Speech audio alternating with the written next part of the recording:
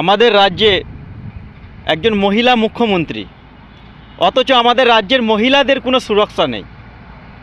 যে মহিলাদেরকে লক্ষ্মীর ভাণ্ডার দিয়ে সেই মহিলাদের ভোট লুট করছে, ভোট লুট করে ক্ষমতায় আসছে, ক্ষমতায় আসার পর সেই মহিলাদের কি আবার গণধোলাই করছে, গণধোলাই করছে লোকসমাজের মাঝখানে, এবং সেখানে থ্রেট দেওয়া হচ্ছে যে এই নিয়ে কেউ যদি অভিযোগ করে তার ব্যবস্থা নেওয়া হবে, তারও ঠিক এইরকম গণধোলাই করা হবে।